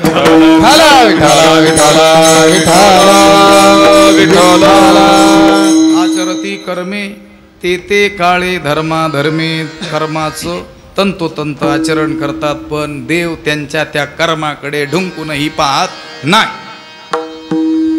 याच्यातून आपल्याला खूप मोठा बोध घेता येण्यासारखा आहे की देव तुमची आचाट कर्मे पाहत नाही. लक्षात आलं? तुम्ही केवढं मंदिर उभं केलं हे देव पाहत नाही. त्या देवाविषयी तुमच्या अंतःकरणात किती प्रेम आहे ते पाहतो. देव बाह्य कृती पाहत नाही, तो काय पाहतो? तुमच्या अंतरात त्याच्याविषयी किती भाव आहे तो पाहतो. अंतरीची घेतो गुढी पाहे जोडी भावाची, याच्या अंतःकरणात माझ्याविषयी किती प्रेम आहे एवढंच पाहतो. बाह्य गोष्टीकडे देव लक्ष देत नाही. त्या बाह्य गोष्टी कुणासाठी असतात? अविवेकी लोकांना आकर्षित करण्यासाठी असतात. लक्षात आलं का? बाह्य गोष्टींचा उपयोग विवेकी ज्ञानी लोकांना नाही. लक्षात आलं का? आता आम्हाला सांगा, इथं तर मंदिर निर्माण केलं, बन्सीबाबांनी एवढा त्याग केला, एवढी तपस्या केली, हे सगळं उभं केलं. आपल्याला ठाऊक झालं मंदिर आहे, नेवासेला लोक जातात, वारी भरते, म्हणून आपण आलो. लक्षात आलं का? पण ज्या काळामध्ये हे क्षेत्र उदास अवस्थेत होतं त्यावेळेस सुद्धा बन्सी बाबा इथं आले. विठ्ठला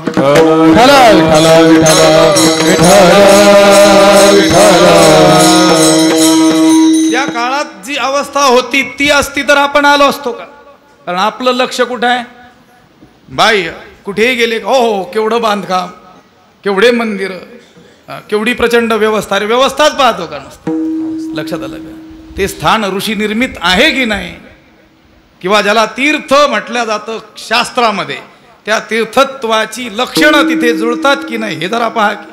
लक्षात आलं? आपला सगळा व्यवहार काय असतो? नजर कशी असते, दृष्टी कशी असते? बाह्य व्यवहाराकडे असते. किती आचाट कर्मे केली तरी भगवंत ती कर्मे पाहत नाही. त्याच्याविषयी अंतरात प्रेम आहे की नाही एवढंच पाहतो. आणि प्रेम नसेल तर तुम्ही आचरलेली श्रेष्ठात श्रेष्ठ कर्म सुद्धा त्याच्या दृष्टीनं काय आहेत? हीन आहेत. काळा शब्द वापरलेला आहे. त्याज्य आहेत, टाकाऊ आहेत. तो त्याच्याकडे ढुंकून सुद्धा पाहणार नाही. कर्मात सगळ्या गोष्टी आल्या बरं का? कर्मामध्ये सगळ्या गोष्टी आल्या, दान धर्म इत्यादी सगळ्या गोष्टी आल्या. मोठमोठी दान करतात की नाही लोक, पण त्याच्या माग भावना जर भगवत प्रसन्नता असेल तर त्या दानाचा यथार्थ उपयोग झाला म्हणून समजा. पण त्याच्या मागे आमचा लौकिक व्हावा ही भावना असेल, लौकिक होईल पण देव त्याच्याकडे ढुंकूनही पाहणार नाही. विठ्ठल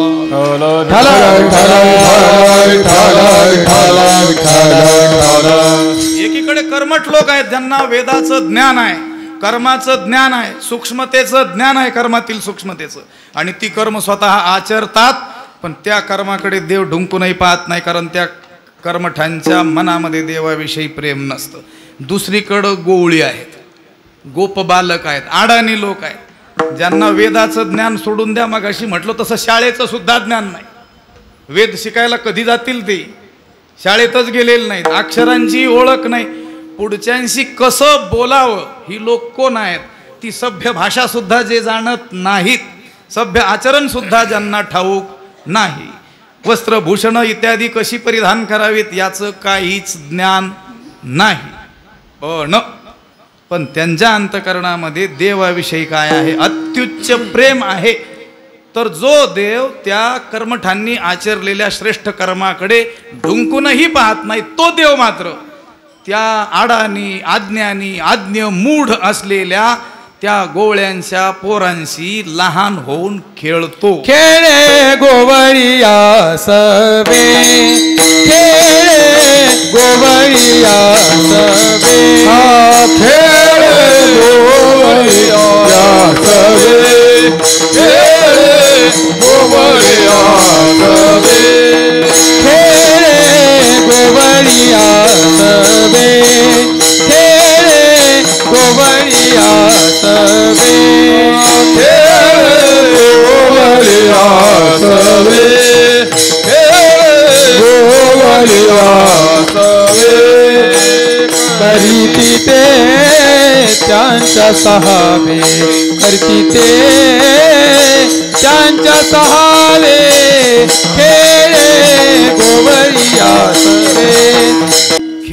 गोवळी असावे, त्या गोवळ्यांशी तो खेळतो. मला सांगा, खेळण्याकरिता ज्याच्याशी खेळायचं त्याच्या साम्यतेला यावं लागेल की नाही? आपला मोठेपणा तसाच ठेवून त्या लहाण्याशी खेळता येणार नाही. तो खेळ होणार नाही, खेळ होऊन जाईल त्याचा. लक्षात आलं? त्या खेळातील आनंदच घेता येणार नाही. हा जर स्वतःला मोठा उच्च समजेल आणि त्यांना लहान समजेल आणि मग खेळ, तो खेळच होणार. खेळ या प्रकरणातील अभंग आहे की नाही? त्याच्यामध्ये खेळिया माझी, आता म्हणता येतं का हनुमंतराव फार शहाणे आहेत. आता खेळच होणार नाही ना. खेळण्यापुरतं काय व्हावं लागेल? त्यांच्या साम्यतेला यावं लागेल. आता हे गोवळी त्यांच्या साम्यतेला यायचं म्हणजे काय? आपला सर्व मोठेपणा तो विसरून तो नारायण काय होतो? लहानात लहान होतो, त्यांच्या साम्यतेला येतो आणि त्यांच्याशी काय करतो? खेळ खेळतो. खेळी गोवळी असावी, त्या चरित्रात पाहावं लागेल ना खेळ. लक्षात आलं? हा, तिने पांगे मूर्त जयाची नि पांगी अमूर्ता ही मूर्ती आव. भक्ताच्या आवडी खातर तो अमूर्त अव्यक्त निराकार असलेला परमात्मा सुद्धा काय होतो? अव्यक्त ते आकाराला येतो, त्याच्या साम्यतेचा होतो. कारण त्याची बुद्धीची पातळी जेवढी आहे, त्याची जाणण्याची कक्षा जेवढी आहे, त्या कक्षेत तो येतो. देव हा खरा तर जे आकाराचे पैल तीर ज्ञानोबा राय म्हणतात. लक्षात आलं? आकाराचे पैल तीर, नामरूपाच्या अतीत असलेला तो परमात्मा. पण ह्या सामान्यांची बुद्धी किंवा कोणाचीच बुद्धी नामरूपाच्या पलीकडे जाऊ शकत नाही. बुद्धीची कक्षा कुठपर्यंत? नाम आणि रूप त्याचा जो प्रांत आहे तिथपर्यंतच बुद्धीची धाव आहे. लक्षात आलं का? ते मन आणि बुद्धी जाणायला गेले की नाही? मन आणि वाणी कोणाला? देवाला. आणि आले माग, जाणून आले का? नाही. अप्राप्य यतो वाचो निवर्तनते अप्राप्य मनसा असं वेदानं सांगितलं. ते मन वाणीला घेऊन गेलं कुठे? देवाला जाणायला. आणि मागं आलं, परत फिरलं हिरमुसलेपणानं न जाणता. मनोवाचातीत तुझे स्वरूप म्हणून माम भक्ती केली. म्हणजे मन बुद्धी तिथपर्यंत पोहोचू शकत नाही. मग उपाय काय? तो काय करतो? तो नामरूपाच्या कक्षेत येतो. जर याची बुद्धी नामरूपाच्या पलीकडे जात नसेल तर मग सोपा उपाय काय? लक्षात आलं? आपल्याला त्या मोठ्या माणसाला जाऊन भेटता येत नसेल मग उपाय काय? त्याने येऊन भेटतात लोक. लक्षात आलं? आपल्याला तिथपर्यंत जाता येणं काय नसतं, शक्य नसतं, जाऊ देतच नाहीत लोक. पण मग भेटायचं असेल काय केलं जातं?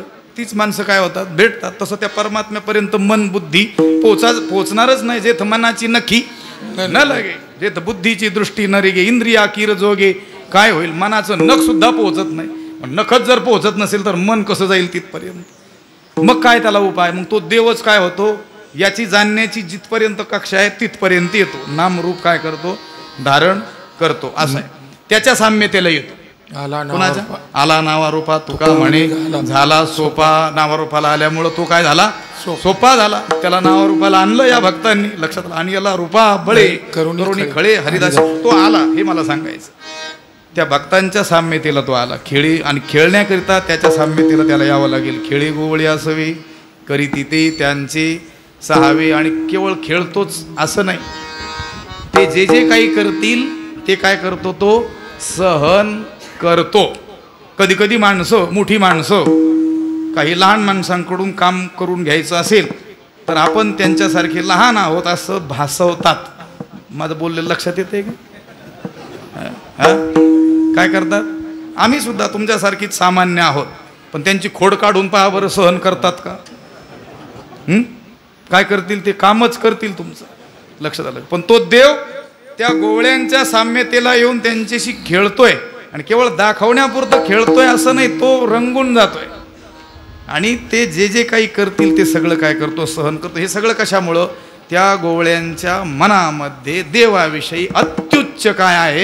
प्रेम आहे. एवढा त्यांचा छंद देवा, एवढा त्यांचा छंद देवा, एवढा त्यांचा छंद देवा, एवढा त्यांचा छंद देवा. काय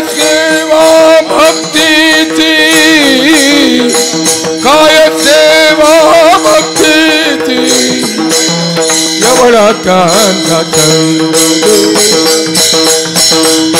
एवढा त्यांचा छंद त्यांचा छंद देवा काय सेवा भक्ती काय सेवा भक्तीची त्या आजी ओस अमरावती काला पहावया येती देव विसरती देह भावा आपला त्याचं तिसरं चरण आहे जे या देवाचे दैवत उभे असे या रंगात गोपाळा सहित क्रीडा करी कान्होबा खेळे गोवळिया सवे विठ्ठल विठ्ठला विठ्ठला विठ्ठला विठ्ठला कुणाचंही काहीही सहन न करणारा परमात्मा त्या आडानी गोवळ्यांनी केलेली चेष्टा सुद्धा काय करतोय सहन करतोय कशामुळं त्या प्रेमापोटी लक्षात आलं का जे मोठमोठे याज्ञिक आहेत वेदमंत्रांच्या माध्यमातून ते देवाला आवाहन करतात आणि देवाचं मुख आहे असं समजून त्या यज्ञकुंडामध्ये आहुती टाकतात यज्ञमुखे घास यज्ञमुखे घास यज्ञमुखे घास यज्ञमुखे घास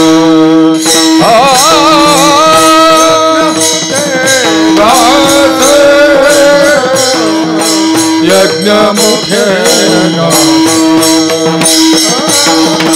यज्ञमुखे यज्ञमुखे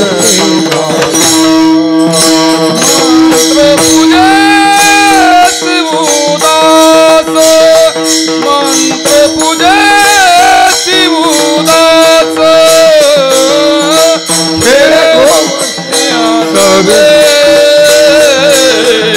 खेळे गोवळिया सवे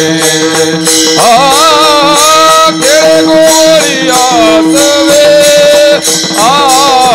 खेळे गोवळिया सवे मंत्र पूजे शिवदास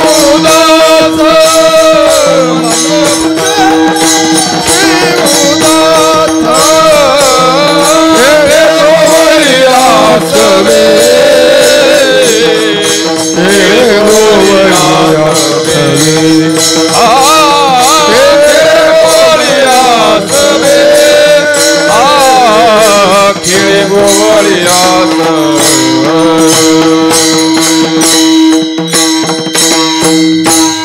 यज्ञमुखे घास मंत्रपूजेसी उदास तो परमात्मा त्या यज्ञाविषयी देखील काय आहे उदास आहे त्या मंत्रपूजेविषयी देखील काय आहे उदास आहे त्याला हर्षही नाही दुःखही नाही त्याच्याविषयी तो काय आहे औदासीन्य भाव त्याने धारण केलेला आहे करा नका करू लक्षात आलं का त्याच्यात त्या देवाला काही स्वारस्य वाटत नाही का कारण ते जे याज्ञिक आहेत ते जो यज्ञ करतात तो जरी वेदानं सांगितल्याप्रमाणे करत असले आणि अगदी मंत्रपूजा तंतोतंत करत असले तरी देखील त्यांचा त्या यज्ञाच्या माध्यमातून उद्देश काय आहे भिन्न आहे स्वर्ग कामो यजित श्रुतीनं सांगितलं स्वर्ग कामना ज्याला आहे त्याने काय करावं यज्ञ करा म्हणून करत असतील यज्ञ त्याच्यात भक्तीचा संबंध आला कुठून लक्षात काल मला वाटतं गुरुवर्य गाथामूर्ती बाबा देखील म्हणाले होते एक उदाहरण सांगताना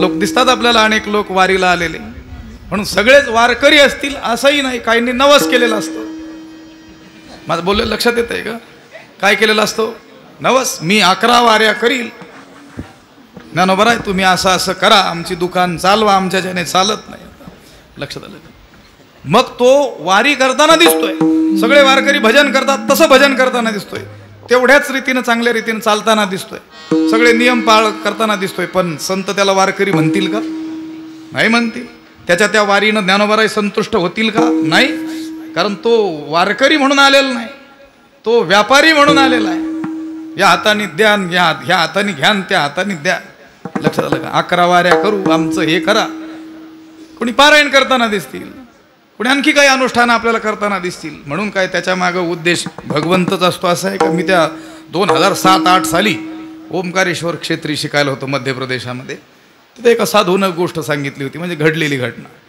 ते म्हटले मी ज्या वेळेस तुमच्यासारखा तरुण होतो म्हणे त्यावेळेस एक महात्मा त्याचं जीवन पाहून मी फार भारावून गेलो. रात्रंदिवस जप चालले. लक्षात आलं का? जेवणाची शुद्धी नाही, झोपण्याची शुद्धी नाही. म्हटलं असं जीवन पाहिजे आपल्यालाही, असंच व्हायचं. त्यासाठी घरदार सोडून आपण आलेलो आहोत. पण जवळ जाऊन पाहिलं तर ती माळ उलटी जपत होते ते. लक्षात आलं का? कशी जपत होते? उलटी जपत होते. मी म्हटलं आता ही अशी उलटी माळ जपताना मी काय पाहिली नाही, पण फार निष्ठेनं जपतात. त्यांना ज्या वेळेस विचारलं, आपलं जीवन पाहून मी भारावून गेलेलो आहे, आपल्याला शरण यावं वाटतंय, माझ्याही जीवनाचा उद्धार करा. आपण एवढं मंत्र अनुष्ठानामध्ये, जपानुष्ठानामध्ये मग्न असता, पण माझी एक शंका आहे, ही माळ उलटी का जपता?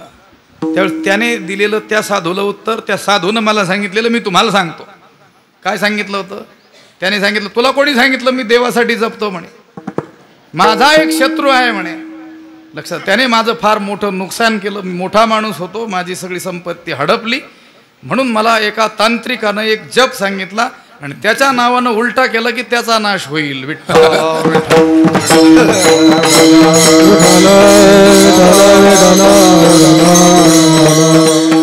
मग कृतीवर जाऊ नका, त्याच्या मागचा उद्देश पहा. म्हणून संताचं लक्षण सांगताना काय म्हटलेलं आहे? तेची संत, तेची संत ज्यांचा हेत विठ्ठली. ज्यांचं प्रेम, ज्यांच्या इच्छांचा, सर्व इच्छांचा विषय कोण झालेला आहे? विठ्ठल झालेला आहे. विषय तो त्यांचा झाला नारायण. तेची संत. लक्षात आलं? कदाचित मुखाने विठ्ठल विठ्ठल जपत असूनही ते जर लोकांना प्रभावित करण्याकरिता जपत असतील तर ते देखील भक्त नाहीत. विठ्ठला.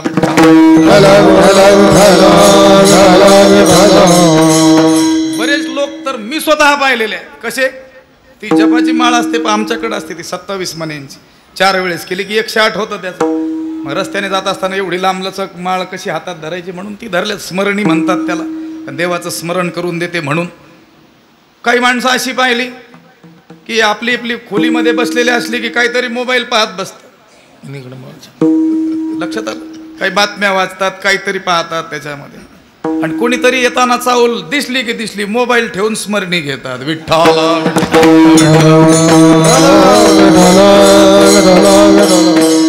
कृतिमत जपाची दिसते पण त्यालाही भक्त बनता येणार नाही. तसं हे याज्ञिक यज्ञ करतात, तंतोतंत यज्ञाचं पालन करतात देवासाठी. त्या देवाचं मुख समजून त्या यज्ञामध्ये काय करतात? आहुती टाकतात, मंत्र पूजा करतात.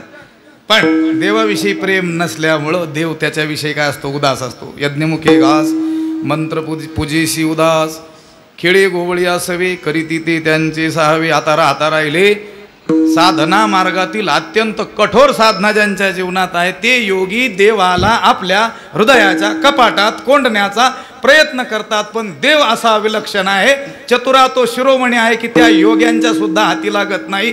त्यांच्याशी चौर्य कर्म करतो. शेवटचं चरण. तुका मन चोरे, तुका मन चोरे, तुका मन चोरे, तुका मन चोरे, तुका मन चोरे, तुका मन चोरे, तुका मन चोरे, तुका मन चोरे.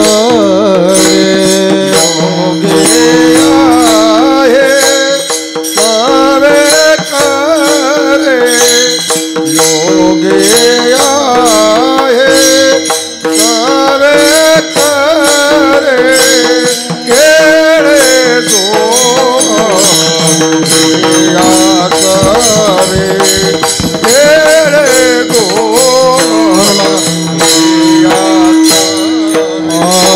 योगी आहे सवे योगी आहे सवे करे गोवा लिया सवे करे गोवा लिया सवे कांच सावे करती कांच सावे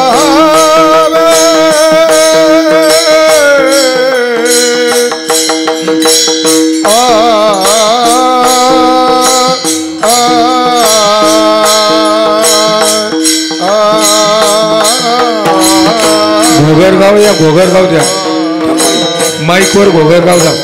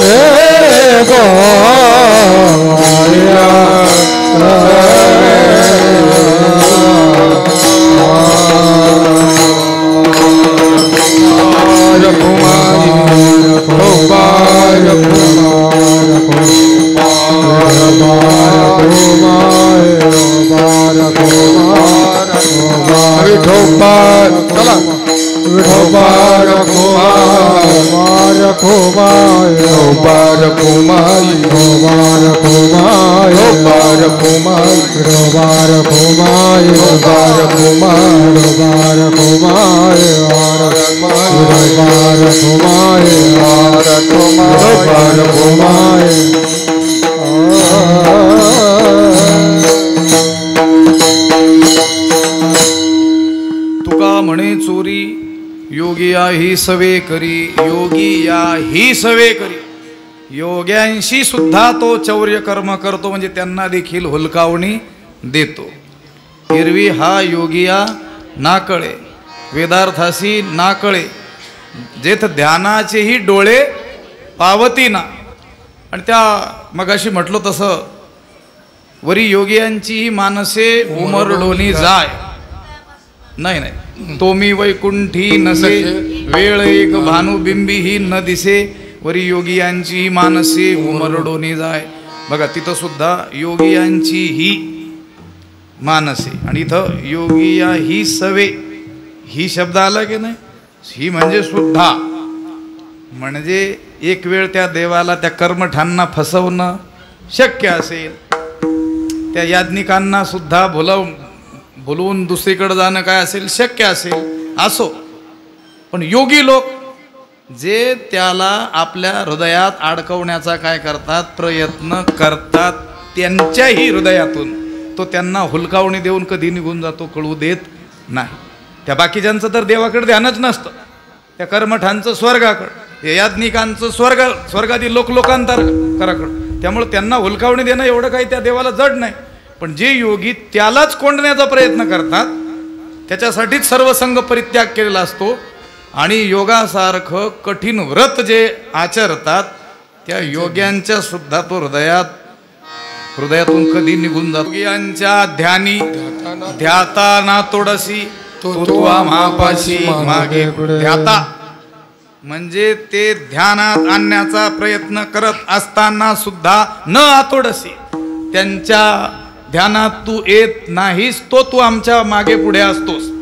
खेळ हा योगियांचे समाधी धन. लक्षात पार्था आधीन बघा, योग्यांच्या समाधीनं प्राप्त होणारं जे धन स्वरूप परमात्म तत्व ते पार्थाच्या अधीन होऊन राहिलेलं आहे, त्याच्या अंतकरणात असलेल्या देवाविषयीच्या प्रेमामुळे. तुका म्हणे चोरी योगिया ही सवे करी, तो त्या योग्यांना देखील कधी हुलकावणी देऊन निघून जातो, कळू देत नाही. पण तोच परमात्मा खेळी गोवळी असवे करी तिथे त्यांचे सावे, तो गोवळ्यांच्या पोराशी त्यांच्यासारखा होऊन खेळतो आणि ते जे काही करतील ते काय करतो, सहन करतो. या अभंगाचा काहीसा अर्थ जाणण्याचा आपण या काळात काय केला, प्रयत्न केला. याच्यामध्ये देवाविषयीचा जो भाव आहे, प्रेम आहे, प्रीती आहे, भक्ती आहे, तिचं महत्त्व अन्य साधनांशी तुलना करून तुकोबारायांनी या अभंगात सांगितलेला आहे. आजचा जो प्रसंग आहे काल्याचा प्रसंग आहे, त्याला काल्याचं कीर्तन आपण म्हणतो. काला म्हणजे एकरूपता, समरसता, एकत्रितपणा, एक भावीपणा, एक जीवपणा. लक्षात आलं का? दोन भिन्न वस्तू पण आता एकमेकाशी संमिश्र झाल्यानंतर आता काही केल्या वेगळा नो हे गे माये या स्थितीला येणं त्याला म्हणतात काला. हा काला काय आहे, प्रतीक आहे. लाह्या आणि दही, लाह्या कशा आहेत, कोरड्या आहेत, शुष्क आहेत, आणि दही कसं आहे, रसरूप आहे, मधुर आहे, स्निग्ध आहे. लाह्या जीवाचं प्रतीक आहे. जीव हा अपूर्ण आहे, परिच्छिन्न आहे, अल्पज्ञ आहे, अल्पशक्तिमान आहे. लक्षात आलं का? तो तसा मर्त्य आहे.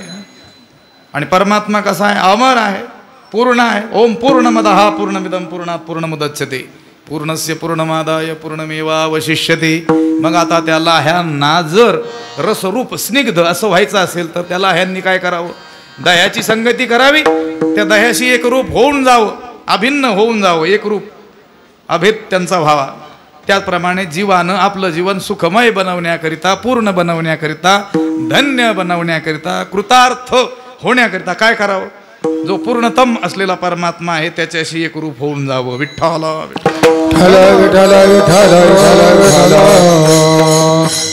त्याला म्हणतात काला. आणि तो काला हे जीवनाचं ध्येय आहे, हे विसरू नये म्हणून वारंवार हे काले करायचे. हा काला बघून त्याला स्मरण व्हावं की मी जो जन्माला आलेलो आहे हा मनुष्य देह, अनमोल असलेला देह देवानं मला जो दिलेला आहे, भजना गोमटा देवे दिला देव, त्याच्या प्राप्तीचं साधन म्हणून दिलेलं असल्यामुळं आपण अन्य गोष्टीकडे दुर्लक्ष करून मुख्यतः त्याच्याशी एकरूप होण्याचाच काय करावा, प्रयत्न करावा. जसं काल्याचं कीर्तन झाल्याशिवाय सप्ताहाची सांगता झाली असं मानण्यात येत नाही, त्याचप्रमाणे जीव परमात्मा स्वरूपाशी एकरूप झाल्याशिवाय त्या जीवाचं जीवन धन्य झालं असं म्हणता येत नाही. विठ्ठल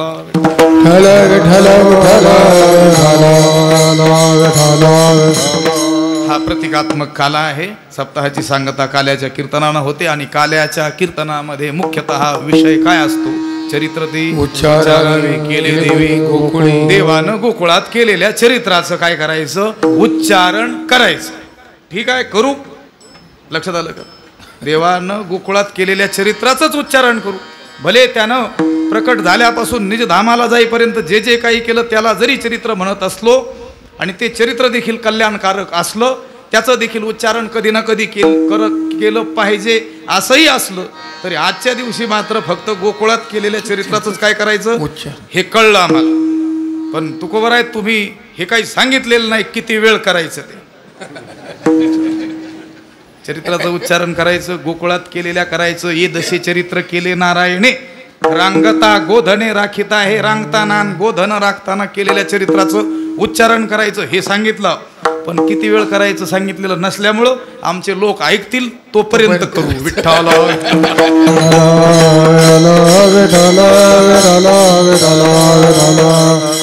आपल्याला सोय करून ठेवलेली संतांनी.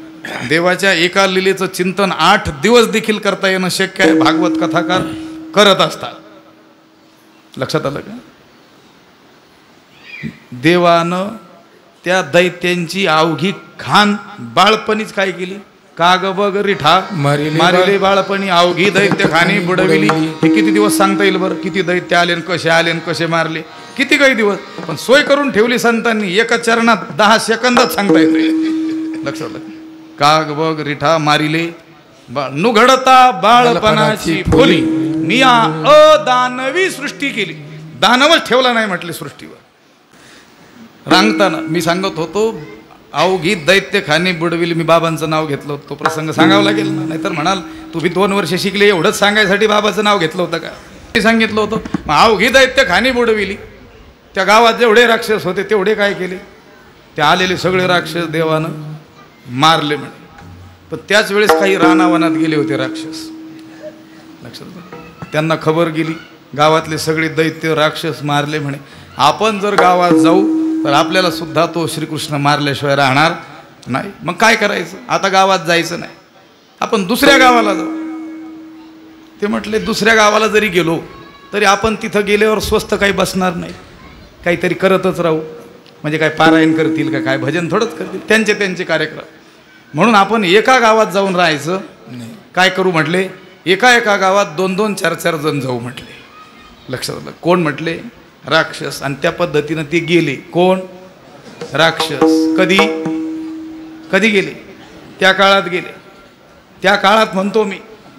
लक्षात आलं? त्याच्यातले असतील काही 2-2, 4-4. आणि त्यांनी पुन्हा विचार विनिमय केला होता, असंच जर राहू आपण पहिल्या वेशात तरी देखील ओळखता येईल. म्हणून काय करू? वेश बदलू म्हणे. आपण कोणता वेश घेऊ? वारकऱ्याचा सुद्धा घालू म्हणे. लक्षात. आणि प्रसंग पडला तर कधी कधी भजनात सुद्धा जाऊन बसू. तरंगणी चोरीत लोणी धावणी धरीती गवळणी. देवानं त्या गोकुळामध्ये लोणी चोरण्याचं काय केलं म्हणे? काम केलं. आता त्याच्या घरी काही कमतरता होती का? काही उणीव होती का? काही कमी पडलं होतं का म्हणून तो चोरी करत होता? बरं, तसा काही नियमही नाही. ज्याच्या घरी कमी असतात तेच चोरी करत असतात. म्हणून बोललेलं लक्षात येतंय की भुका लागल्या. बाबांची आठवण आली तर सांगतो त्यांनी सांगितलेला प्रसंग. वक्ते बाबांनी एवढ्या गायी होत्या, मग एवढं दूध निघत होतं, ते तापवायचं, त्याचं दही लावायचं, मंथन करायचं. कसं करत असतील? बाबा म्हटले त्यात काय विशेष आहे? शेततळे पाहिले का म्हणे? शेततळे. लक्षात आलं का? बाबा कधी कधी अतिशयोक्तीपूर्ण बोलायचे खूपच. म्हणजे तुमच्याकडे शेततळे असतात ना, तशा शेततळ्यात ते दूध नेऊन टाकायचे. काय करायचे? विरजन लावायचे. म्हटलं दही त्याचं मंथन. एवढा रवी कशाला म्हणे? लक्षात आलं? सकाळी लहान मुलं धरून आणायची. त्यांची सगळे अंगावरची कपडे काढून घ्यायचे, त्यांना आंघोळ घालायची. आणि त्याच्यात काय करायचे? सोडून द्यायचे. पोहायचे. आणि त्याने आपोआप काय होऊन जायचं? मंथन. एवढे मोठे लोण्याचे गोळे लोटीत आणायचे म्हणे. असो, याच्यात काही अतिशयोक्ती असेल देखील, पण एवढी मुबलकता त्या देवाच्या घरी होती. यातून एवढं लक्षात घ्यायचं. मग एवढं असून त्याने चोरी का केली? तर घरी कमी होतं म्हणून चोरी केली नाही. तर ज्यांच्या घरी दूध दही तूप लोणी हे उत्पन्न होत होतं, उत्पादन घेत होते, पण त्यांच्याच मुलांना खायला मिळत नव्हतं. गवळ्यांची ताक पिरे कोण पोरे चांगली. तुकोबारा काय म्हटले? दूध पिरे दही पिरे नाही म्हटले. काय म्हटले? पिरे म्हणजे पिणारी. गवळ्यांची ताक पिणारे पोरं कधी चांगली असतील का? असार भाग ताक त्यांच्या वाट्याला, आणि सार भाग लोणी ती विक्रीला. कुठे? कोणत्या बाजाराला? मथुरा. तिथं करून घ्यायचे. धनाढ्य लोक पैशाच्या बळानं विकत घ्यायचे, खायचे, त्याने बलाढ्य ठेवायचे. बरं, ते लोक ते लोणी खाऊन बळ प्राप्त करून काय भजन करतील का? पारायण करतील का? नाही. उलट पारायणाला चाललेल्याला उचलून आणतील मागे. लक्षात आलं का? विघ्न घालतील. म्हणजे दुहेरी हानी. देवाला ज्यांचं सहाय्य घेऊन पुढे धर्मरक्षण करायचं, ती गोवळ्यांची पोरं ताक पिऊन मरायला लागली. आणि त्यांचंच घरचं लोणी खाऊन पुष्ट झालेली दुष्ट माणसं, जी पुढे काय होणार आहे? धर्माला त्रास देणार आहे, ती बलवान व्हायला लागली. अशी दुहेरी हानी होत होती. म्हणून देवाला काय करावी लागली? त्या सवंगड्यांना घेऊन चोरी करावी लागली. कोणाच्या घरी? त्यांच्याच घरी. कोणासाठी? त्यांच्याचसाठी. लक्षात आलं का? ते चोरी करून काय पुन्हा दुसऱ्या मार्गाने मथुरेला विकायला थोडेच नेत होते. आता त्या गोपाळांचं दुःख जाणून त्या दुःखातून दूर करण्याकरिता त्यांना देवानं अवतार घेतला आणि त्यांचं दुःख काय केलं? दूर केलं. आम्हाला प्रश्न पडतो, तुम्हा शेतकरी रूपी गोपाळांचं दुःख दूर करायला देव कधी अवतार घेतोय कुणास ठाऊक. विठ्ठल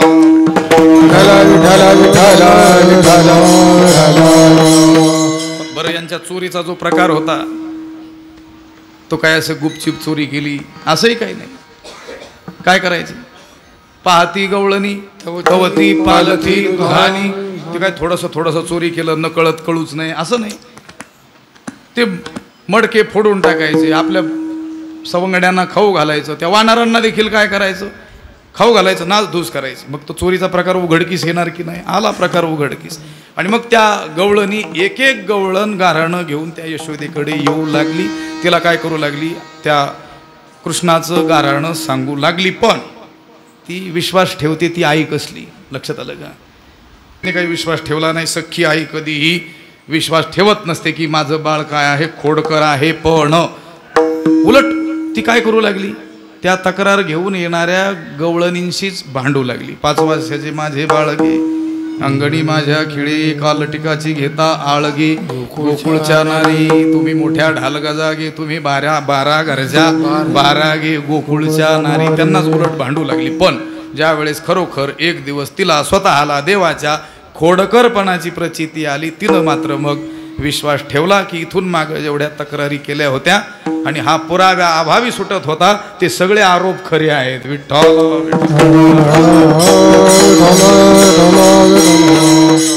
आणि त्या काळातली शाळेची वेळ 11:30 असल्यामुळं त्या यशोदेनं निर्णय घेतला की याला शाळेत घातलं पाहिजे. लक्षात, त्याला बोलवलं आणि सांगितलं उद्या जाई राणा सवे घेऊन गोधना, उद्या लगेच तू काय कर राणात जा.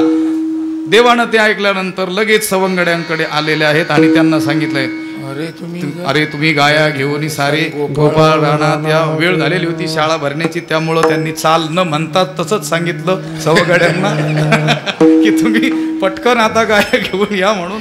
आणि देवानं सांगितल्याप्रमाणे सगळे सवंगडी आपापल्या वाट्याला असलेल्या ज्या गाया शिदोऱ्या घेऊन देवासह वनामध्ये प्रस्थान त्यांनी केलं. वनात आले. त्या काळामध्ये आरक्षित अशी भूमी ठेवली जायची गोरक्षणासाठी, त्याला गायरान आपण म्हणायचो.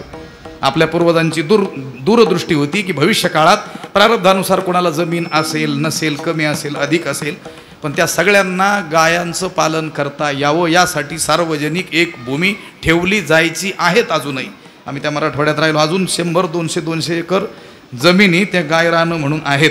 मग आत्ता जर आहेत तर हजारो वर्षापूर्वी भगवंताच्या काळात किती भूमी ती गोचर भूमी म्हणून असेल. मग तिथं गाया एकदा चारायला सोडून दिल्या की मग काही चिंता करण्याचं कारण नाही. कुणाच्या शेतात जातील, कुणाचं काय ऊस खातील, घास खातील, काही खातील नाही. मग काय करायचं, इतर वेळेस खेळ खेळायचे. कोणते खेळ? झेंडू चेंडू लगोरी नाना पारी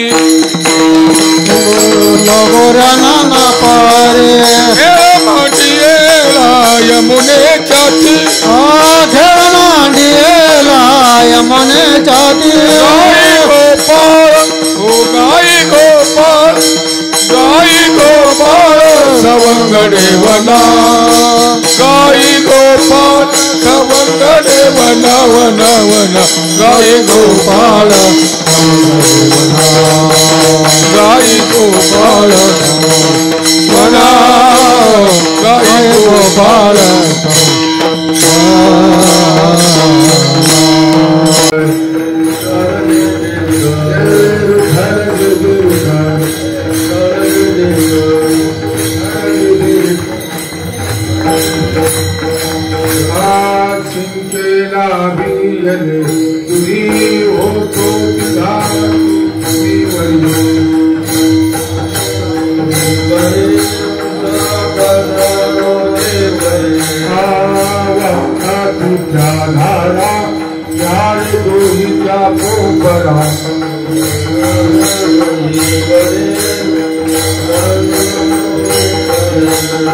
धोका भले हाथ में धोका अधिक करुणे दे दी